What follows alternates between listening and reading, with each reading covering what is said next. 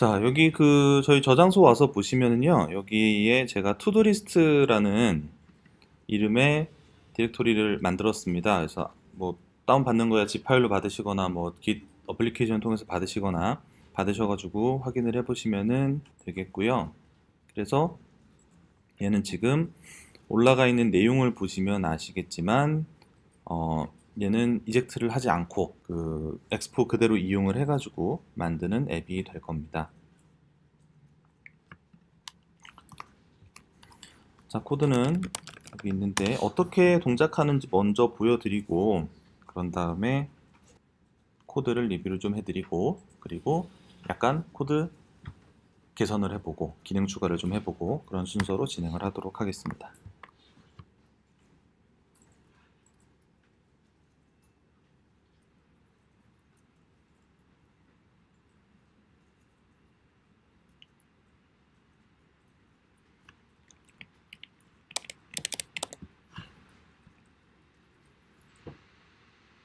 자, 저희가 이제 앱을 실행을 해보면은 위에 이제 아무 할 일이 없다라고 할 일을 관리하는 투두리스트 앱이니까요. 아무 할 일이 없다라고 출력이 되는 걸 보실 수가 있고요.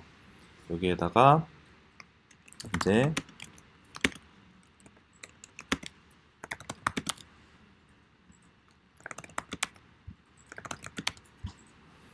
할 일을 등록을 해놓고 완료가 되면은 하나씩 클릭을 해가지고 목록에서 소거를 해나가는 이런 형태의 간단한 한 페이지짜리 투두 리스트 앱을 작성을 해볼 겁니다.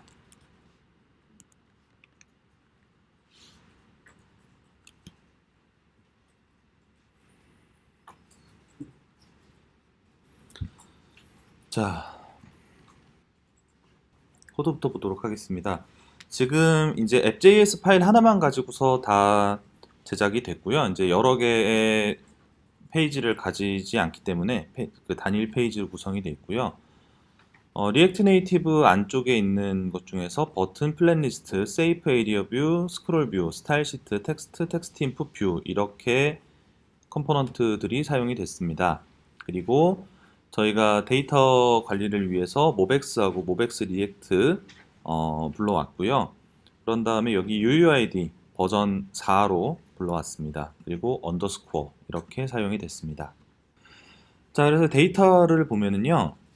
자, 먼저 데이터를 보면은 데이터에 이제 저번 시간에 했던 대로 스테이트 사용하지 않고 그 옵저버블 객체를 가지고서 스테이트를 대체를 하기 위해서 데이터라는 이름의 클래스를 선언을 해서 그 안에 텍스트 그리고 화면에 실제 표시될 리스트 이렇게 두 가지로 나눠서 데이터를 정의를 해놨습니다. 여기 위에 있는 먼저 선언된 텍스트 같은 경우에는 실제 여기 인풋에 입력되는 텍스트 부분입니다. 인풋에 입력되는 텍스트에 대한 부분들을 이제 옵저버블로 관리를 하기 위해서 우선 하나를 해놨고요.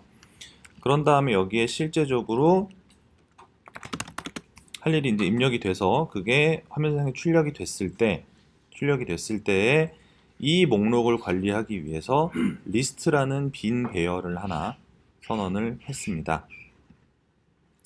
자, 그래서 이 데이터 객체는 지금 클래스 바로 밑에다가 선언을 해 놓았고요. 자, 먼저 렌더되는 쪽 먼저 살펴보도록 하겠습니다. 우선은 크게 전체를 감싸는 뷰 하나를 생성을 했습니다. 뷰 하나를 생성을 해서 배치를 해 놓았고요. 그런 다음에 이 안에 이제 세이프 에리어 뷰라는 거를 하나 만들어 놨습니다.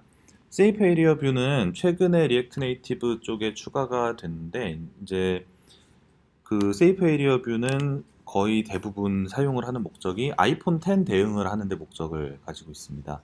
아이폰 10 같은 경우에는 이제 좀 위아래로 긴 형태를 가지고 있고 상단에 노치가 있고 노치 좌우로 이제 영역들이 있고 그런 다음에 하단 영역도 이제 중요한데 하단 영역의 하단부 중앙에는 이제 슬라이드 해가지고 홈 버튼을 대체하는 영역이 있기 때문에 요 영역 안쪽에는 가급적이면 UI가 들어가면은 안 돼요. 이제 버튼 거기에 뭐 버튼이 있다든가 인풋이 있다든가 그러면은 그쪽에 터치 이벤트보다 홈 버튼에 대한 부분들이 우선 되기 때문에 이 부분 그리고 이 위에 상단 노치 있는 부분 안에 컨텐츠를 배치를 하게 되면은 이제 노치 뒤쪽으로 뭐 가려지게 컨텐츠가 표시가 된다든가 뭐 그런 문제들이 있는데, 자, 세이프 에리어 뷰를 하게 되면은 일단 뭐 이거는 정확히 아이폰 10만 대응을 하는 게 아니라 사실 이제 노치 형태로 이제 돼 있는 폰들이 점점 더 생기고 있기 때문에 그런 것들을 포괄적으로 이게 이제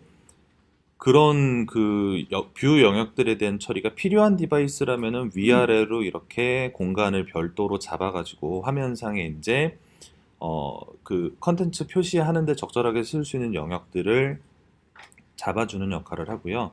이게 이제 하드웨어가 그 아이폰 10이 아니라 아이폰 8 같은 걸로 동작을 하게 된다면, 옆에 바로 해서 뜨나 모르겠는데, 아무튼 이렇게 했을 경우에는 지금 이제 이 아이폰 10 쪽을 보시면은 위쪽으로 이제 노치 크기만큼 한 이 정도만큼 여백이 있어서 실제 앱 시작하는 라인이 이쪽 정도가 되는데, 근데 그 아이폰 8에서 저거를 실행을 하게 되면은, 제가 다시 실행을 해야 되는데 굳이 실행은 안 하겠습니다.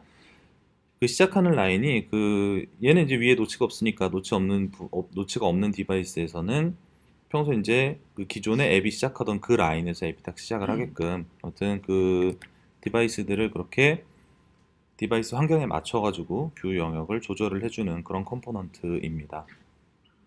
그래서 세이프 에리어 뷰를 일단 하나를 해 놓았고요. 그리고 그 안에 이제 스크롤 뷰 사용을 했습니다. 스크롤 뷰 사용을 하고 이 안에 플랜 리스트가 할당이 되어 있는데요.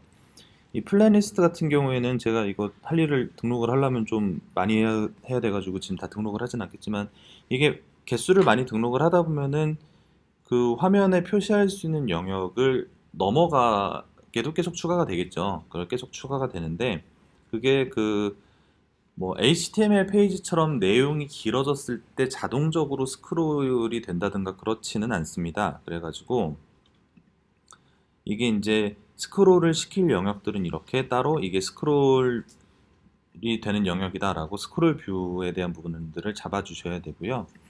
자, 스크롤 뷰 안에 사실상 이제 스크롤이 길어질 만한 요인들은 여기 있는 플랜 리스트 하나밖에 없죠. 데이터 길이에 따라서 화면을 넘어가게 그려줄 수도 있는. 그래서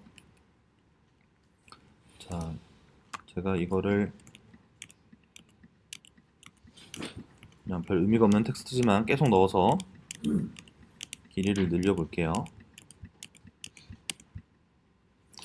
자, 그러면은 내용을 이렇게 길게 넣고 나면은 여기에 이렇게 스크롤 부분이 생성이 되고요.